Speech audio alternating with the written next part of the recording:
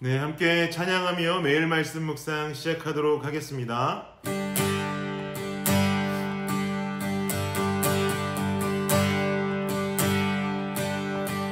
멀고 험한 이 세상 길 소망 없는 나그네 길 방황하고 헤매이며 정처없이 살아왔네. 의지할 것 없는 이 몸 위로받고 살고 봐서 세상 유혹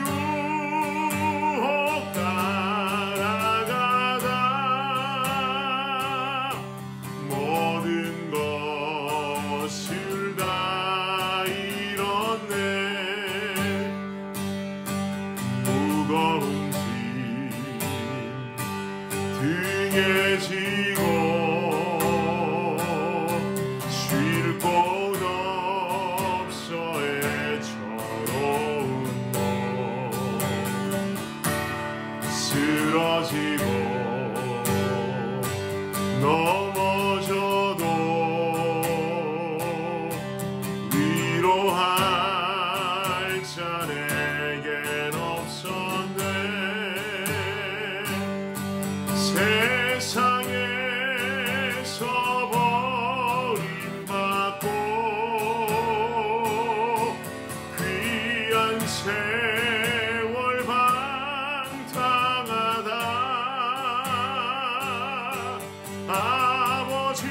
아버지를 만났을 때 죄인임을 깨달았네. 구원함을 얻은 기쁨 세상에서 제일이라.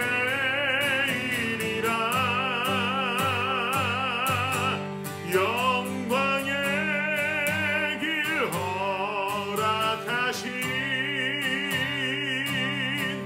내 주 예수 찬양하네. 네, 오늘 말씀은 사사기 12장 1절부터 4절까지만 보도록 하겠습니다. 사사기 12장 1절부터 4절까지 말씀입니다. 우리 함께 한 목소리로 읽겠습니다. 시작. 에브라임 사람들이 모여 북쪽으로 가서 입다에게 이르되 내가 암몬 자손과 싸우러 건너갈 때에 어찌하여 우리를 불러 너와 함께 가게 하지 아니하였느냐? 우리가 반드시 너와 내 집을 불사르리라 하니 입다가 그들에게 이르되 나와 내 백성이 암몬 자손과 크게 싸울 때에 내가 너희를 부르되 너희가 나를 그들의 손에서 구원하지 아니한 고로 나는 너희가 도와주지 아니하는 것을 보고 내 목숨을 돌보지 아니하고 건너가서 암몬 자손을 쳤더니 여호와께서 그들을 내 손에 넘겨주셨거늘 너희가 어찌하여 오늘 내게 올라와서 나와 더불어 싸우고자 하느냐 하니라. 입다가 길르앗 사람을 다 모으고 에브라임과 싸웠으며 길르앗 사람들이 에브라임을 쳐서 무찔렀으니 이는 에브라임의 말이 너희 길르앗 사람은 본래 에브라임에서 도망한 자로서 에브라임과 므낫세 중에 있다 하였음이라. 아멘. 네, 9월의 첫날입니다. 우리는 8월부터 사사기 말씀을 봐오고 있는데요. 9월 생명의 삶으로 넘어와서도 계속해서 사사기 말씀이 이어져 가고 있습니다. 여러분, 사사기라고 하는 성수의 배경을 잘 알고 계시지요? 이스라엘의 출애굽을 담당했던 대표적인 리더 모세라는 사람이 있습니다. 그리고 그 뒤를 이어서 이스라엘이 가나안으로 들어가는 때에 리더로 쓰임받은 인물이 있는데요. 그 인물은 바로 여호수아라고 하는 인물입니다. 그리고 사사기는 모세의 뒤를 이은 여호수아라고 하는 전설적인 존재가 죽고 난 뒤에 이스라엘이 맞이하는 영적 혼란기의 모습을 그리고 있습니다. 사사시대 이전 이스라엘의 리더였던 여호수아는요, 에브라임이라는 지파의 사람입니다. 여호수아는 에브라임 지파의 자랑이라고 볼 수 있죠. 여호수아가 에브라임 지파 출신이라는 사실은 에브라임 지파 사람들이 어깨에 힘을 주고 다닐 만한 그들만의 자랑거리입니다. 그래서 에브라임 지파는요, 늘 이스라엘 중심에 본인들이 서 있어야만 한다라는 어떤 강박관념이 있었습니다.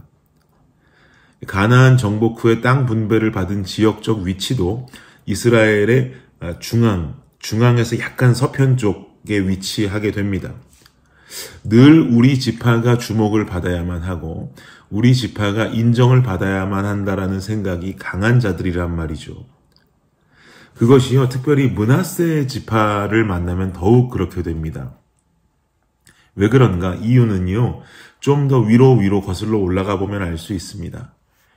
에브라임 지파의 가장 아버지라고 할 수 있는 에브라임, 그리고 므낫세 지파의 가장 아버지라고 할 수 있는 므낫세, 이 에브라임과 므낫세는요, 모두 다 요셉의 아들들입니다. 므낫세가 원래는 형이고 에브라임이 동생이었죠. 요셉은 아버지 야곱의 나이가 굉장히 연로해지자 이 두 아들을 데리고 아버지를 문병하기 위해서 아버지의 집에 찾아갑니다. 그런데 이때 요셉의 아버지 야곱이 므낫세와 에브라임에게 축복의 기도를 하겠다고 하죠. 그러자 요셉은 당연히 장자였던 므낫세를 아버지 오른손이 닿게끔 아버지 우측에 앉혔고 에브라임은 좌측에 앉히게 됩니다. 그러자 아버지 야곱은 당연히 이렇게 축복의 기도를 해야 되는데 이렇게 축복의 기도를 하지 않고 손을 이렇게 겹쳐서 X자로 펼쳐서 장자의 축복을 므낫세가 아닌 에브라임에게 오른손을 얹고 기도해 주게 되죠. 이러한 어떤 역사적인 이유가 에브라임 지파로 하여금 더욱 어깨에 힘이 들어가게 하는 것이죠. 그리고 므낫세가 형임에도 불구하고 자신이 장자라고 하는 자부심이 마음속에 가득한 겁니다. 그래서 이 에브라임 지파 사람들은 므낫세 지파 사람들에게 밀리고 지는 것을 무엇보다도 싫어합니다. 그런데 오늘 본문에 보니까요, 에브라임과 므낫세의 충돌이 보여집니다. 에브라임과 므낫세가 충돌한다면 당연히 에브라임은 질 수가 없죠. 어떻게든 므낫세보다 앞서 나가야 하는 겁니다. 이 무슨 말이냐? 지금 오늘 본문에 보여지는 입다라고 하는 사사가요, 므낫세 지파의 출신 사람이거든요. 현재 이스라엘 내에서 이 입다의 입지는 어떻습니까? 암몬 자손들과의 전쟁을 승리하고 돌아온 이스라엘의 영웅입니다. 에브라임 지파 사람들이 이런 므낫세 지파의 영웅됨을 가만히 보고 있을 리가 없죠. 자신들이 그 자리에 서지 못함이 시기심이 생기고 질투심이 가득합니다. 오늘 본문 1절 한번 보시겠습니까? 1절에 에브라임 사람들의 마음의 상태가 나와 있는데요. 1절 함께 읽겠습니다. 시작. 에브라임 사람들이 모여 북쪽으로 가서 입다에게 이르되 내가 암몬 자손과 싸우러 건너갈 때에 어찌하여 우리를 불러 너와 함께 가게 하지 아니하였느냐? 우리가 반드시 너와 내 집을 불사르리라 하니. 에브라임 사람들이 입다에게 나와서 막 컴플레인하죠. 어디서 많이 보셨던 장면 아닌가요? 기드온 사사 때도 이런 컴플레인을 에브라임 지파가 했었거든요. 근데 생각해보면 사실 기드온도 므낫세 지파 사람입니다. 아마 그래서 더 에브라임 사람들이 강경하게 대응했던 거였다고도 생각이 됩니다. 암몬 자손과 싸우러 갈 때 왜 자기 지파 사람들을 부르지 않았냐고 거칠게 항의하면서 입다를 향해서요, 전쟁을 선포하죠. 그런데 참 재미난 것은요, 2절 보십시오. 함께 읽겠습니다. 시작.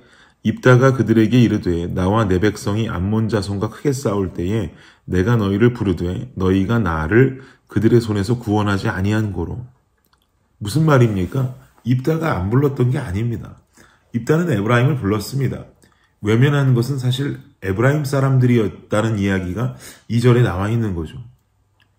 그래서 에브라임의 도움 없이 입다는 목숨을 걸고 싸워서 이기고 돌아왔더니 이게 지금 뭔 상황이냐라고 3절로 반문하고 있는 것입니다. 그리고 이어지는 4절도 보십시오. 함께 읽겠습니다. 시작. 입다가 길르앗 사람을 다 모으고 에브라임과 싸웠으며 길르앗 사람들이 에브라임을 쳐서 무찔렀으니 이는 에브라임의 말이 너희 길르앗 사람은 본래 에브라임에서 도망한 자로서 에브라임과 므낫세 중에 있다 하였음이라. 결국 참지 못한 입다가 이끄는 길르앗 사람들과 에브라임 지파는 전쟁을 치르게 됩니다. 그리고 전쟁의 승리는 입다에게로 돌아가게 되죠. 여러분, 오늘자 생명의 삶의 제목을 보면은요, 제목이 이렇게 쓰여 있습니다. 외부의 적보다 무서운 내부의 분열. 외부의 적보다 무서운 내부의 분열. 참 동감되는 이야기입니다. 외부의 어떤 적보다도 무서운 것은요, 내부적인 분열입니다. 내부적 분열이 일어나는 원인이 바로 오늘 본문에서 진단하기를 시기심, 질투심이라고 말하고 있는 거죠. 내가 높아져야 되고, 내가 유명해져야 되고, 내가 높아져야만 하고 내가 유명해져야만 하는데 나 아닌 누군가가 높아지고 유명해지면 생기는 시기와 질투의 마음이 바로 공동체의 내부 균열을 일으키게 된다는 것입니다. 이렇게 일어나는 내부의 균열이 외부의 적보다 무섭다는 말이죠. 두 가지 성서의 말씀을 한번 보도록 하겠습니다. 첫 번째는 로마서 12장 4절에서 5절 말씀인데요. 제가 한번 읽어드리겠습니다. 우리가 한 몸에 많은 지체를 가졌으나 모든 지체가 같은 기능을 가진 것이 아니니 이와 같이 우리 많은 사람이 그리스도 안에서 한 몸이 되어 서로 지체가 되었느니라. 바울이 전하는 이 말씀이 그리스도의 공동체가 가져야 할 건강한 공동체의 정의를 말하고 있습니다. 그리스도의 공동체는 한 몸이 되어야 합니다. 그런데요, 한 몸은요, 많은 지체를 가집니다. 지체는 몸에 붙어있는 신체의 각 일부분들을 뜻하는 것이죠. 그러나 각기 역할이 다 다릅니다. 손도 지체이고 발도 지체입니다. 그러나 손이 하는 일을 발휘하지 못하고 발휘하는 일을 손이 하지 못합니다. 즉 그리스도의 공동체는 한 몸을 이루어야 하는 하나된 공동체인데 각각의 사람들이 맡은 바 역할이 다르고 가지고 있는 장점과 달란트가 각기 다 다르다는 말이죠. 그리스도의 공동체에서는 나라고 하는 사람이 모든 일을 다 할 수 없습니다. 손이 발의 역할을 하고 손이 발가락의 역할을 하고 하면서 모든 것을 다 해낼 수 없듯이 말입니다. 어떤 사람은 교사의 달란트가 있으면 어떤 이는 찬양하는 달란트가 있고 어떤 이는 컴퓨터를 만드는 달란트가 있기도 하고요. 어떤 사람은 음식을 만드는 달란트가 있습니다. 그러니 누가 가지는 재능과 은사를 가지고 시기하고 질투하는 모습이 있어서는 안 됩니다. 왜 저 사람만 잘하지? 왜 저 사람만 쓰임받는 거지? 왜 나는 저 사람만큼 못하지? 이런 시기심과 질투심이 공동체의 분열을 일으켜서는 안 된다는 것이죠. 한 몸에 붙어있는 지체들은 각기 다 모양과 각기 다 재능이 다르다는 것을 인정해야 합니다. 그리고 누군가가 가지고 있는 재능을 시기하고 질투해서는 안 됩니다. 그것은 그리스도의 공동체가 가져야 할 모습이 아닌 것이죠. 두 가지 성서의 대목을 본다고 그랬죠. 두 번째 성서는 이것입니다. 사도행전 4장 3절에서부터 35절 말씀입니다.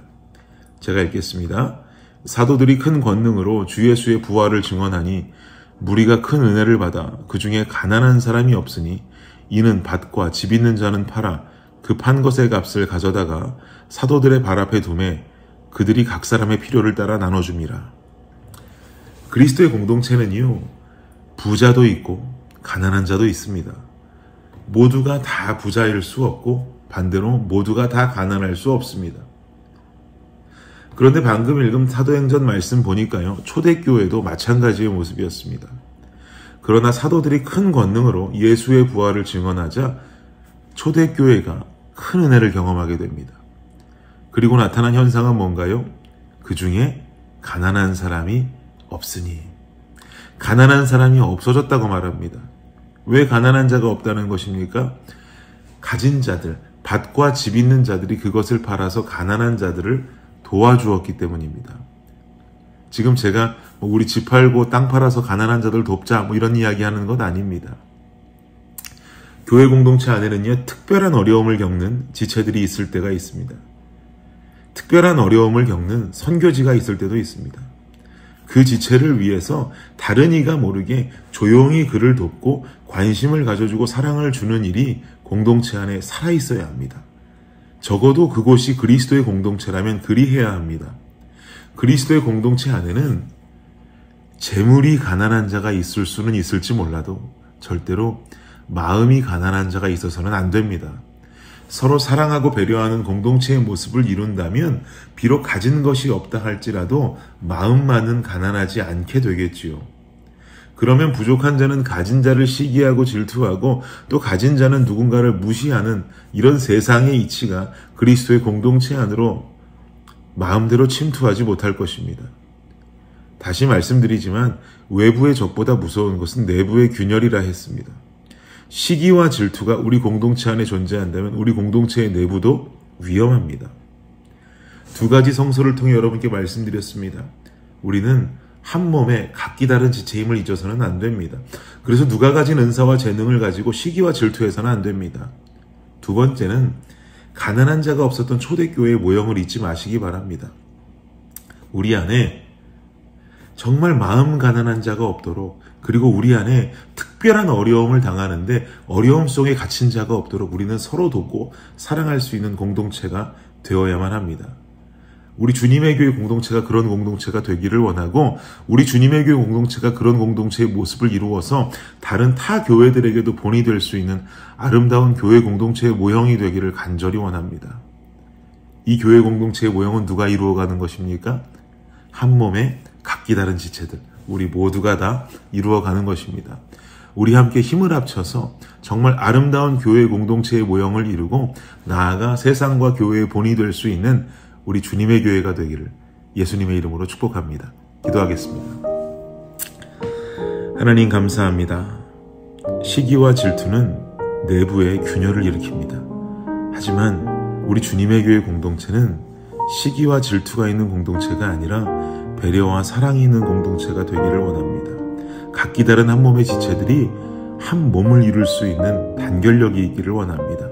그리하여 세상 속에 본이 되고 그리스도의 교회 공동체 속에 본이 되는 아름다운 교회 되게 하여 주시옵소서. 감사합니다. 예수님 이름으로 기도드립니다. 아멘. 예, 수요일 기도 제목으로 함께 기도하도록 하겠습니다. 구역장들을 위해서 구역원들을 잘 돌볼 수 있도록 섬김을 통해 은혜와 복을 받도록 기도해 주시기 바랍니다. 마지막으로 선교사님을 위해서 기도하실 때에 하이티의 박동환 선교사님, 알래스카의 이홍래 목사님, 그리고 D국의 김재문 선교사님과 이국의 새벽이슬 선교사님을 위해서 이 시간 간절히 기도하도록 하겠습니다. 기도합니다.